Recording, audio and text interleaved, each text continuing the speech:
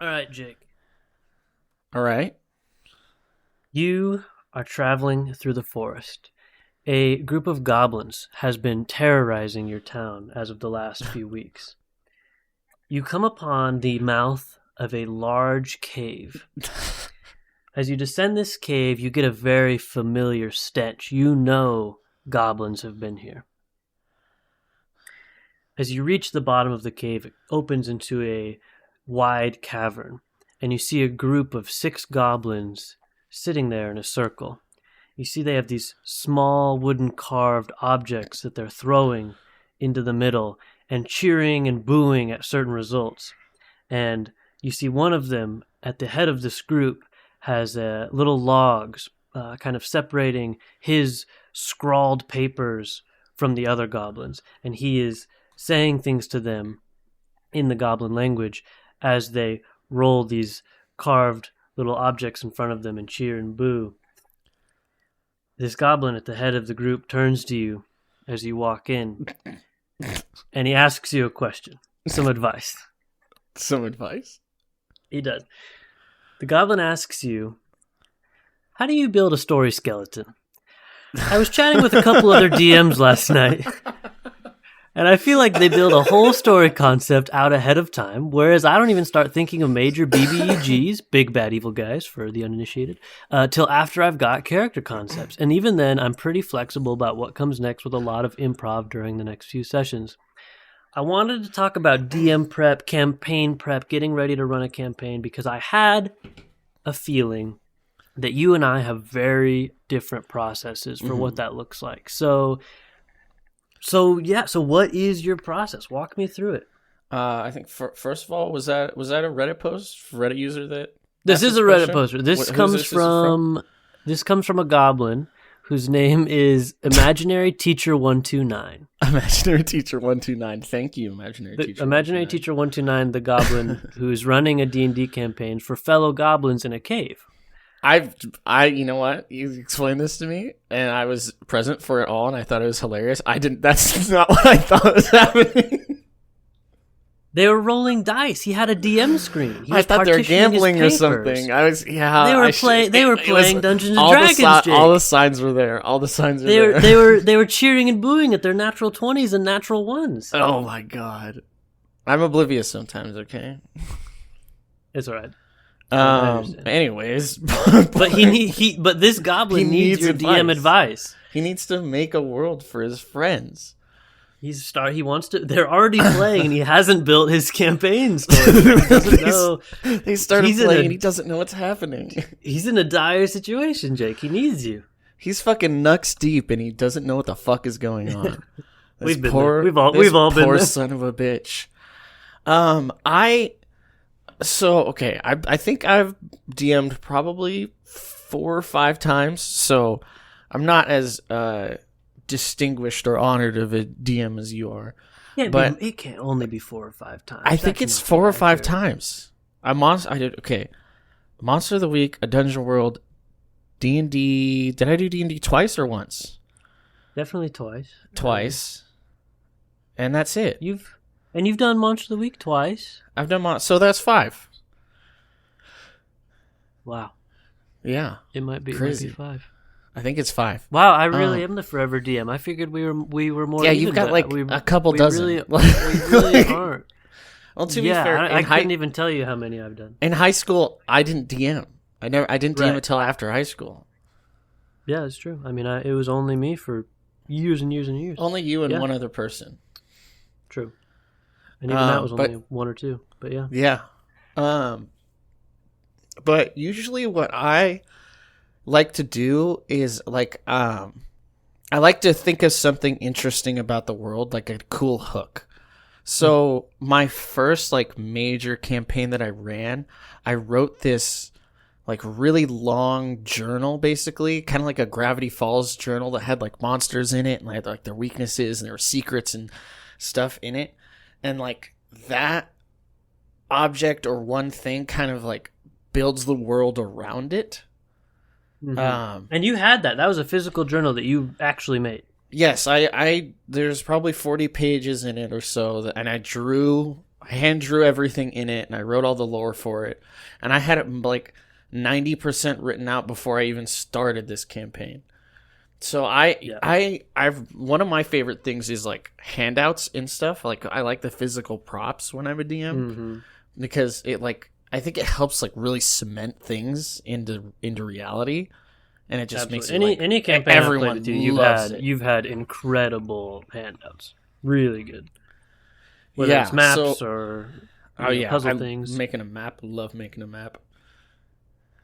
But yeah, I really like making like centering the campaign around like one thing kind of specific, and it doesn't matter like if it's a linear or a sandboxy campaign. I think for the most part I've done pretty sandboxy.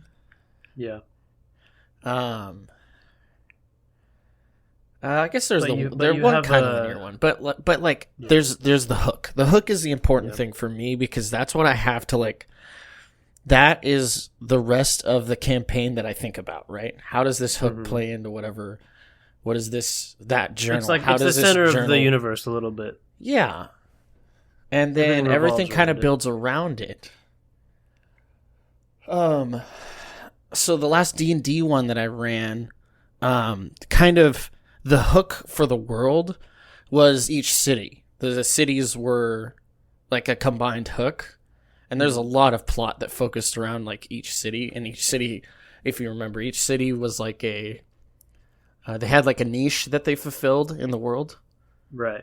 And that kind of like set up the world. Was like you knew you were gonna go back and forth between all these cities to find like a cult, basically hunt down a cult. So I know that if I have that hook, I can make other little things around it and then do like mostly improvising. But other than that, like I don't like other than like the handouts, I don't do a ton of prep. Yeah. Which that is definitely the scale. There's definitely like some people that before a session have a ton of prep work. They know exactly how they want the session to go. And then there's people who are flying by the seat of their pants, total improv. And both can be good. I mean, you're going to have to do a little bit of both, always. But, I mean, I think you can be a very, very, very good DM either way. I wouldn't recommend one or the other. I think whatever is the most fun for you, whatever eases your anxiety the most, if it makes you more comfortable to have like a very solid outline for, how you want a session to go, who they're going to talk to, where they're going to go, and have it all fleshed out. Do it, ease your anxiety, make the session more fun for yourself. You're always going to have to improv stuff no matter what happens. But, or if that sounds stressful to you, if doing that prep is more stressful, then be ready to just go in there and just feel it out and improv it, and some people are very good at that. A couple of my campaigns have been basically improv, like it happens for sure. I remember when I first started, I started on a Monster of the Week, and I tried to like just prep every single situation that could have happened. It took me fucking hours, and it was absolutely useless because there's no goddamn way I could have ever thought about what they would have done. Yeah, so and you're always wrong. I was always wrong. I just sit there being like, oh, like what? I don't have this written down. They weren't supposed to do this. It happens every time. Yeah, and then I just sit there, well, I just wasted a couple hours of my life because I thought they were going to do this when they did not. Absolutely didn't even think about doing that. So then, like, it took, like, quite a while for me to break that cycle of just, like, sit there and try to prep everything that they would have done to like try to make a decent cohesive story. And at the end of the day, even when they did do kind of what I wanted them to or what I thought they would have done, I think it was worse than when they just did the shit that I didn't think of. It was way more fun when they did the weird shit that they wanted to. Right. I mean, yeah, players are always gonna have more fun when they feel like they're really driving the train, And it always happens. You always prep. It's like, okay, last session they figured out that the evil orb of darkness is in this city, and so clearly that's the only way to go. and then you'll start the session. You'll have that whole city prepped and all the enemies and bosses and treasure and the story. And then the session starts and the players are like, you know, that one city you mentioned like 3 months ago, we want to go there. And you're like, what? You have nothing written down for that city. You don't even like remember the name. Like it happens every time. And so you'll definitely have to do both. My campaign prep, my kind of building a campaign, what is your first 3 steps? What is Keagan's 3 first steps of building a campaign? My get rich quick scheme, the Ponzi scheme, my Ponzi scheme to DMing. For me, it always starts with something that I've been like really inspired by. I love when I watch a TV show or read a book or watch a movie or play a video game, and I'm just like so like amazed by the world or the characters or some theming, the atmosphere that I want to recreate something. And so that is typically where the very first inklings of a campaign will come from. So step 1. Step 1 is the spark of inspiration, the catalyst, and then I typically start with atmosphere and vibe because we've played quite a few different systems at this point, and I the first thing typically I have to find out is which system I actually want to use, be it, you know, D&D 5th edition, Dungeon World, Monster of the Week, Call of Cthulhu. You know, we have a lot of different things we could do.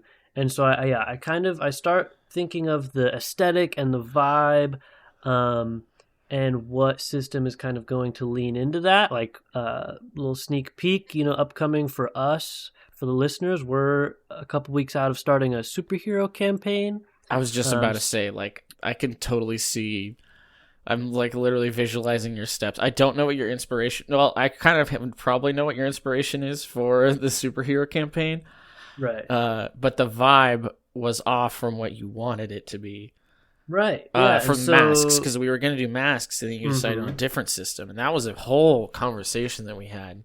Yeah, so I wanted to do superheroes, and I definitely was inspired by, there was a new season of Invincible recently, the new Daredevil show is coming out right now, I just played the Spider-Man 2 game, so I was definitely in the superhero mood. I knew that other people in our group were as well, and I wanted to play something. We had done a game called Masks, A New Generation before, which is a Powered by the Apocalypse game, but that is very centered on like Teen Titans type superheroes. Like you're a teenager, you're still in school, you're balancing all these different things, and that wasn't quite the vibe that I was going for. And I thought at first maybe I could work around it and ignore some of those things, but it is really baked into the system. Yeah, it is core into the system that you are in school.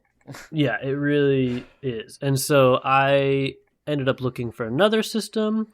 And I found one called Sentinel Comics, which is a tabletop RPG, and I think that's going to work a lot better for us. So that's probably truly my first step, is establishing what I want in a campaign. So I knew I wanted superheroes, so I started looking for superhero systems. I knew that Masks wasn't quite going to work, found another one.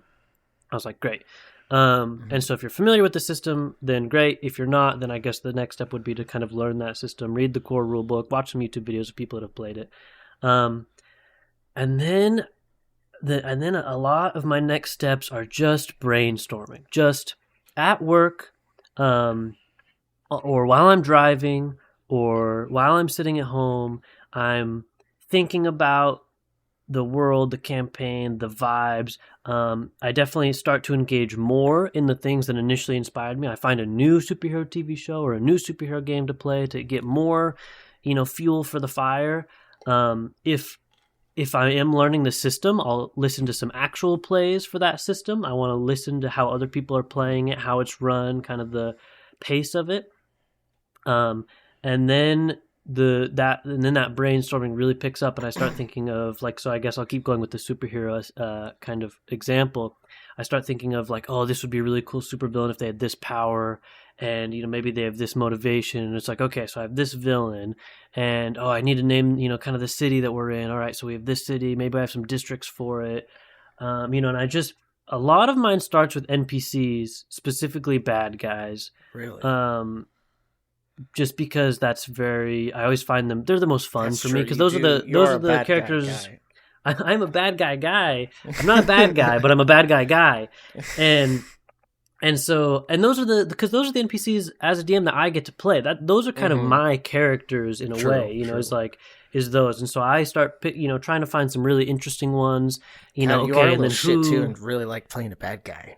I love fucking you guys over. I want to be the blockade in your way, but I want to be the blockade in your way.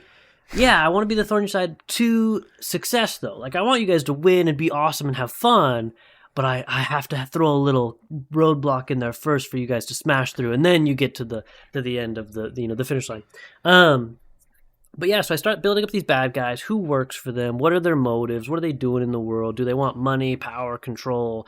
You know, what's their deals? You know, do they? And that's kind of as far as I'll go for that. And then I'll start working on some NPCs that will kind of align with the party.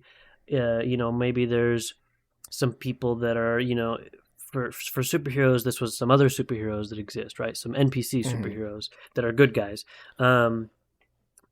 And then, you know, I guess bouncing to more of a Dungeons and Dragons example, you're going to need some townspeople, some mayors, some guilds of different types, things like that. The true NPCs that your players will be interacting with, that will be building the world. So you start, I guess this is a process for a totally homebrew campaign, because this is what I do the most. I guess sidestepping a little bit, if you're running from a module, if you have like a D&D book that you're running or any other systems like adventure book, then I would read through that as much as you can. I would fully read the first couple chapters before you start to really get a vibe. You know, I don't always expect people to read through the entire thing, you know, in one go. I think be very, very familiar with the first couple chapters, maybe skim the rest so you have at least a pretty good idea of the trajectory of the adventure.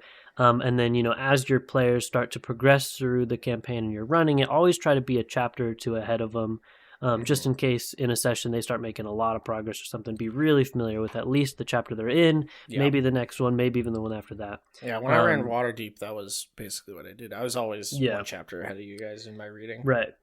Getting back to the I guess the kind of homebrew track I was on. Yeah, you're building all your NPCs, you're building your businesses, your governments, you know, whether that's fantasy or modern or whatever it is, for the players to interact with. And then I kind of start building the story through that. So I know that I have a bad guy that's doing this, and I know that I will have allies to the party that are doing this. And so what is the progression of that? What does the bad guy do? You know, what does he trigger? Okay, he does this and this triggers some event. You know, how are the players going to be invested in that, and combat that and kind of start moving in that direction? And it's tough because you can't always know until the players have created their player characters. You know, you don't know what their motivations are going to be, what their backstory is, you know, kind of how they're going to lean into the story. Yes. And so I highly recommend, if you're worried about that, to do a session 0. Yes. I want to make an amendment. I want to append mine. Okay. Because I like for the last time I ran Dungeon World, sustained. You would second the motion normally, not sustain. I guess that's fair. An amendment would be it's not an objection. Yeah. But I make you're such a fucker. I would make my hook. I'd like flesh out some things about the world, like maybe a city or two, kind of the general vibe, and then I would not do like a lot of my planning until I have a session 0, because like the last time I ran a campaign, I had a list of questions that I asked you guys, and you guys made up some way cooler shit than I would have ever thought of.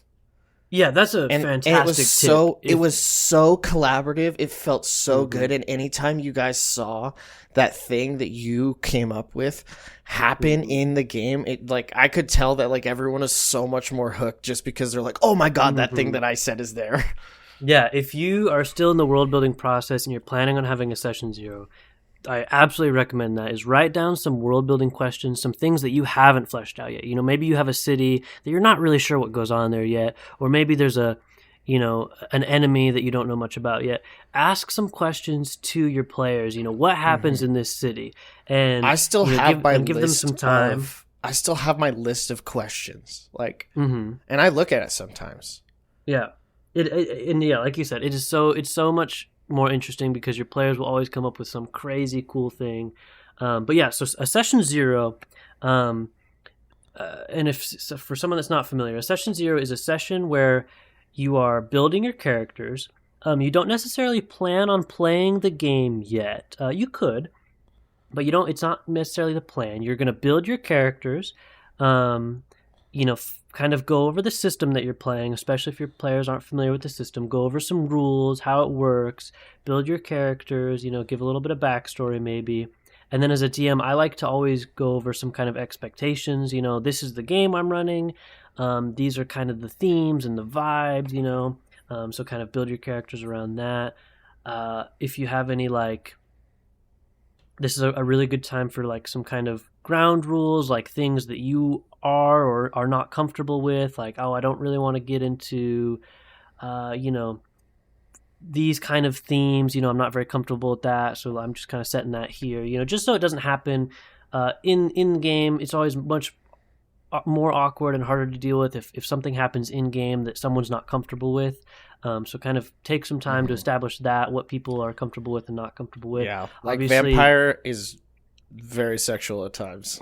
Yeah, Vampire the Masquerade, has a lot of drug use, sexual kind of themes implied in the character sheets even, so that's one where it's that might not be the best fit for every group. So yeah, establishing those things early so that it doesn't become a problem later is always really good. And I think some players might not be as comfortable speaking up about those things, so giving them time in session 0 to say, is there anything else, things that you're kind of, aren't so comfortable with. Something like that, you could also definitely send each individual person a text in case they don't want to send it to the group. Yeah, that would be a great idea too. That's a great idea. So that's kind of the goal of session 0, setting expectations, setting the themes, the vibes, building some characters. Then once you have done that and you know what characters everyone are playing and maybe a little bit of their backstory or motives, then you can really start building the story, because you can work their backstories into the main story. You can based off the characters' vibes what they're going to be into. Let's say someone built a character that's really involved with the criminal underground or something. Then okay, I'm going to really flesh out this criminal underground because I know that might have a big part in this character's story and the story at large. Or maybe I'm going to make it a bigger part of the story than I initially intended because this character is so involved with it. So that's when you can really lay down some of the major groundwork and kind of foundation for how everything's going to run. I'm not going to lie. I used to loathe session 0s. I hated them. I hated doing them. Yeah, because it was just I would this will just player Jake, right? I would be this is the player I want to play. Why I already know my stats and stuff because we only play D&D and D&D Beyond. You don't really, using D&D Beyond and stuff, you don't really have to sit around a table and go, all right, these are your spells, this is your potion. Right. It's pretty intuitive. It's pretty easy to do. But since we started doing some world building stuff, and I've just it's become one of my favorite parts of a campaign is just starting the campaign. Yeah, especially when you get into that collaborative world building. I mean, it's so fun. And for our upcoming superhero campaign, I have plans for that. I have some things I'm going to ask you guys because if you're ever planning... Okay, so I'll actually give the example because I think this is a very good example. I was planning a superhero campaign, and I knew it was going to be modern. Obviously, the city that I had based it in was New York City adjacent, right? That's where all the superheroes are. It's the classic thing, Gotham, Metro City, any city from any superhero media you've ever seen it's all basically New York, anyways. And I couldn't decide if I just wanted to call it New York City, just call a spade and say you guys are in New York City, and then I can just use the New York City things like Times Square or Central Park or Harlem or the financial district. I can just use those in the campaign as reference points. You guys will understand them innately, if you have any knowledge of New York, or it's something that's very easy to bring up visual references for or something. Sure. Or if I wanted to kind of homebrew my own, I have a name for it. It's called Silver City. and then you start naming, but then if you kind of homebrew a city or name it something else, you have to, you can't have Central Park in Silver City. If you're going to do it, you gotta do it. So then you start naming all these things. You have, okay, it's this park or whatever. And so I can't decide which one I want to do. And so that is one of the things I'm going to ask you at session 0 is if you guys would rather call it New York City and just have it be New York City and have it be that way, or if you're more invested, if it's kind of a made-up city where we can add some things that don't exist in New York City. So that'll be one of my session 0 questions. So it took the load off of me as the dungeon master, because now instead of making this decision that I'm not sure about and then prepping it, I get to do it with everybody. It's collaborative. And so you're a anytime bastard you reach an for impasse, doing you can do that. And everyone feels I'm good lazy because they got to be involved. Yeah. All right. I think we've given some great advice on building a story skeleton or some campaign prep, but I would love to get to at least another question. You said, so something I thought of. You were talking about creating NPCs early on. So, and I've noticed like a lot of NPCs that you've had, I really enjoy. So how do you make a decent NPC? That's a good question. I think the first step to a good NPC is knowing the purpose first. What purpose is this NPC serving in my campaign? Because you're going to have a lot of improvised NPCs. You're going to have a lot of like, oh, you walk into the shop and, shopkeeper Dave is in there, and you can build those all out, or maybe they're in the book that you're running, whatever. But the other ones, the bigger ones are what really matters. Your big bad evil guys and their henchmen. That is until they immediately fall in love with shopkeeper Dave. They will, and he will be in every Shopkeeper session. Dave. And they'll go and ask him for advice, and always. He'll become like a mentor to them, and everyone loves Shopkeeper Dave. Everybody loves him. So I start with that initial purpose. What purpose are they serving in the campaign? Are they an ally? Are they an enemy? Are they the neutral? Or maybe they're neutral. Are they the kind of ending? Is this the big bad evil guy, the boss of the campaign, or is it a smaller, like I said, roadblock? I think is a good example. Someone to get in the party's way along the way. So once you know what the purpose is, like I need an NPC to be, let's build a BBG here, right? I need the NPC to be the bad guy. His purpose in the campaign. He's going to do an evil thing, a grand evil thing. The party's going to have to stop him. They're going to save the day by defeating him, and it'll be this great kind of finale to a campaign. So you know the purpose. What is I think next for me would be, what is the motivation? They're going to do an evil thing. Why? And you can start looking into your world for why. So let's use a media example. So just something people have something to kind of compare to. So let's look at like Thanos or something, right? Thanos is why. His purpose was to create a universe-shattering event that the heroes of the story were going to have to stop, right? He was going to snap. That was the purpose of Thanos. Get rid of half of all life to make a more sustainable... Well, hold on. We're not there yet. You're skipping ahead. Okay, sorry. That is his motive. Well, actually, those are two things. One of those things is the motivation. Next is the motivation. Why are they doing the evil thing? We know he's going to do an evil thing. We know he's going to snap. That's the evil thing. His motivation for doing the evil thing is there's not enough resources. There's too many people. So, someone has to do something about it. That's his motivation. He thinks that he's going to save the world or save the universe by cutting the population in half so that there's enough resources to go around. Why would you not snap to double the resources? I don't know. But that's neither here nor there.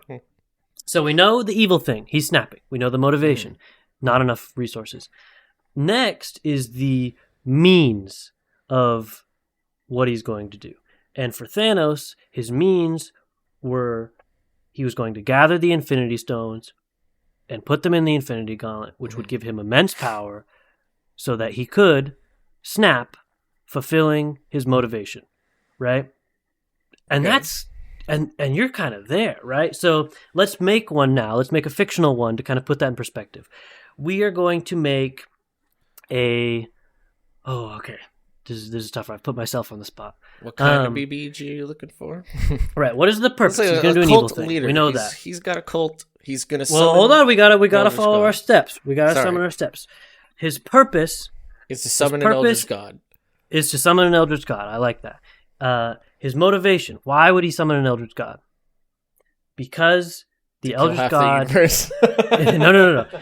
Because the Eldritch God is going to give him immense power, along with his cult, along with his followers, and they're going to purge those the people that he doesn't like, that don't align with him, that don't agree that he should have limitless power.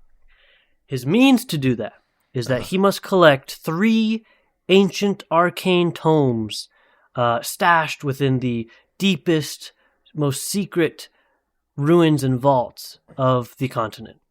Okay?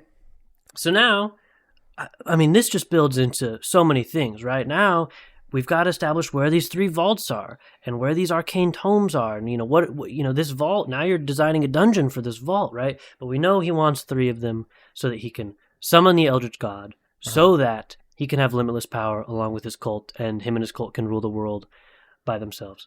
Excellent. And then the rest is kind of flavor. What does he look like? Maybe he's got a red robe and big horns and glowing red eyes, and pale skin and tattoos that cover his body. Anything that sounds cool to you, whatever seems menacing, or not menacing. I don't think Thanos particularly is the most menacing looking villain. He's kind of odd looking. I will say, is that he's when big. He's introduced in Infinity War, and he just kicks the shit out of the Hulk. That's a pretty good mood setting right there. Yeah, oh, for sure. But him being a giant purple guy, just it looks right. He's not right. I'm he's just talking pretty about unassuming aesthetic. That way, I guess. Yeah, that was an action that he did that really set the tone. You're right, but I just mean it's clearly aesthetic wise. If you're just looking at him, kind of an odd look. So that's kind of how you decide. Do you want this big bad evil guy to look evil? There's some. When you look at Count Dracula like that, you're like, that guy's bad. He's a bad guy. He's got fangs. He's got this slicked, back black hair. He's got this amulet around his neck. Red and black is a very, kind of evil color. A lot of things about Dracula point you to be like, this guy dresses fancy.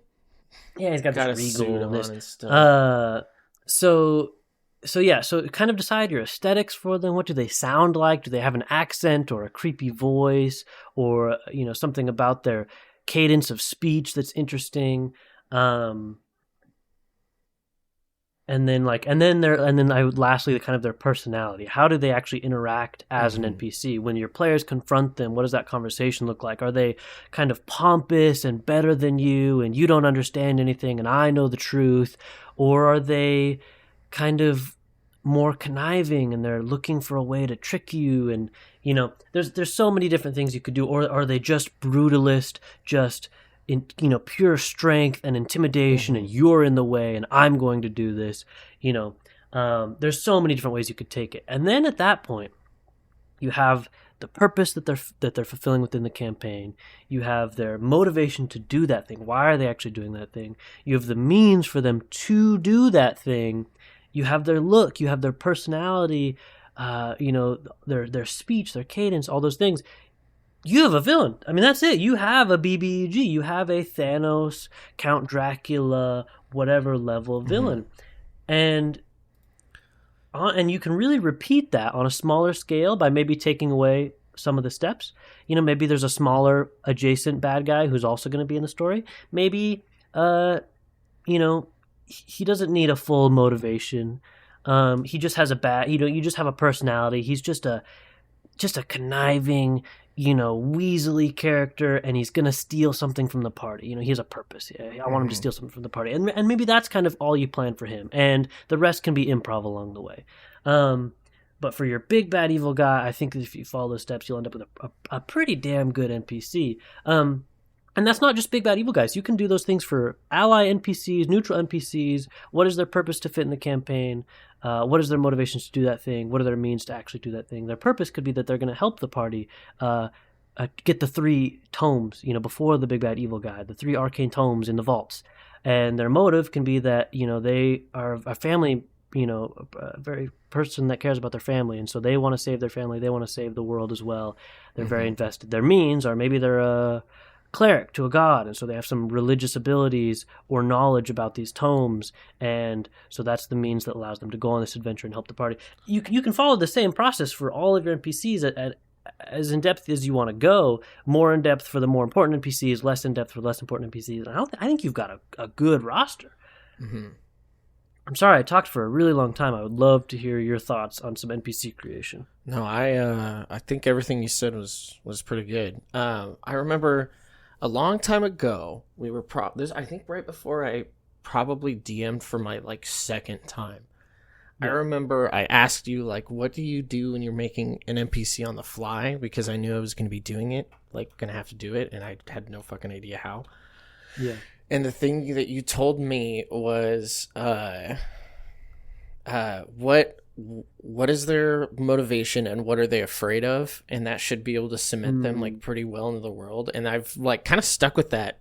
I've kind of just continued to stick with that I'm still doing that whenever I am running something. If it's an NPC that I don't know, it's it's really easy to just be what is this person's purpose, job or whatever. I mean, it could be job, it could be a great a one for small scale. Yeah, and then what are they afraid of? And then bam, you've got a person that feels like they are actually alive in the world, and that makes sense. And it you're not just fucking coming up with my cock song and in the world and it's just a dude that comes up Dave and the punches someone. Dave the shop. No, we love Dave the shopkeeper. Fuck off. Yeah, even on the smallest scale, even literally a shopkeeper NPC, if you know their motivation, maybe their motivation is just to peddle their wares. They want to sell these items and they want to make money. And what are they afraid of? They're afraid of losing money. They're afraid of losing their business. They want to make the most money possible. With just those 2 things, which is just an on-the-fly improv thing you can come up with, how that NPC will react to any situation. If the NPC, if the player characters come in and they say, "We want to give you money in exchange for your items," you already know this NPC. That's his whole shtick. He's like, "Great, that's why. Holy shit, that's exactly why you're here to do exactly what I love."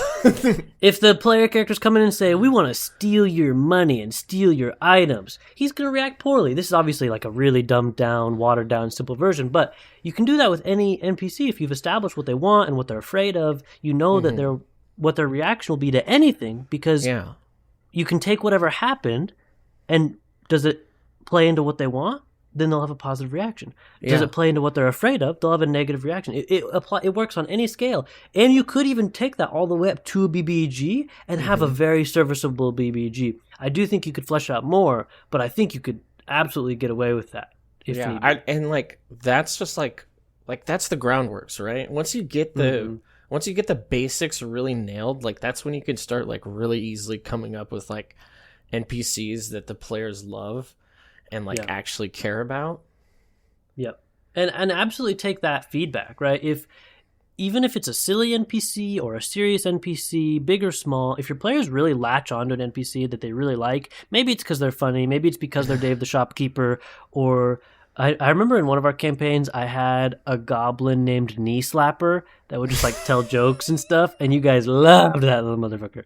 You loved him. And so regardless if you came up with it during improv or whatever, if your NPCs really or if your PCs, love an NPC, keep them around, make them a bigger part of the story. Maybe you didn't have a motivation for him before or backstory or anything, and maybe you can add one in between sessions now to get him more involved because your players loved him so much, Yeah, we've had some really fun NPCs show up. And we talked about doing an episode where we talk about some of our favorite player characters. We might also have to do a favorite talk about a favorite non-player characters. And as a DM, I have a lot of those. Yeah, you've got way more than I do. It'd be me running the player character show and you running the non-player character show. Oh, let's do that. You host the player character ones and pick some of your favorites of your own and other players you've played with, and then I'll host the non-player. Well, no, it's got to be the other way around. You host the player character one. Because I would be the contestant. Who's your favorite? I see. You can play the other side of it. Yeah, I love that. Yeah, that sounds super fun. wow, we're coming up on 40 minutes. I could do this forever. I could literally talk about this for the rest of my we life. we are creeping closer and closer to these episodes being an hour long. It very well may happen. I could talk about tabletop RPGs forever. This has been so fun. I'm enjoying this so much. This is episode 3, and I couldn't be happier about this. I love talking tabletop RPGs. I love spending some time with my buddy Jake, and I love that we have such different takes on things. We don't agree, and we're just best that's friends. Very fun. And sometimes I say something that's stupid, and you hate me for maybe 30 seconds, and then we get over it. Yeah, that sounds like me. Yeah, no, I love that we have different takes because I don't want to just parrot the same thing to each other. Have this little echo chamber of be two tabletop guys RPG jerking stuff. each other off in a fucking podcast like every other There's enough goddamn of those. podcast. There's enough of those, clearly. So, that I think is going to wrap this episode up. Go back. I think episode 2 was very fantastic. If you haven't listened, we will have our email in the description. So take a look at that. Or you can actually leave a comment. I know that's a newer kind of feature on Spotify. Yeah, Spotify. I don't see a lot of people use that. I've literally never seen a comment on Spotify before. I've never either. So I'm very interested every to podcast see will how have one. Yeah, I'm very interested to see how that shows up. Yeah, so feel free to email us with the email or leave a comment with a question about tabletop RPGs, question about us, a funny tabletop RPG story, or maybe even a bad story where things went really wrong. We would love to share it and talk about it on here and maybe give a little bit of advice of maybe how we would have handled that. Pose us specifically questions. and more broad. That's all we're doing here is we're just answering That's all we're questions. doing. I would love if we got to a point where we were strictly doing viewer stuff and not just Reddit. I would love to just sit here and answer viewer questions because that makes me feel a lot more useful. Yeah, it's like people. Yeah, the people that are listening are actually listening because they want our advice. That's so cool. Rather than just giving it out. Yeah, we give it out. We give it out because we think we have good advice. Yeah, we don't. We're having fun. But yeah, so please email us or leave a comment.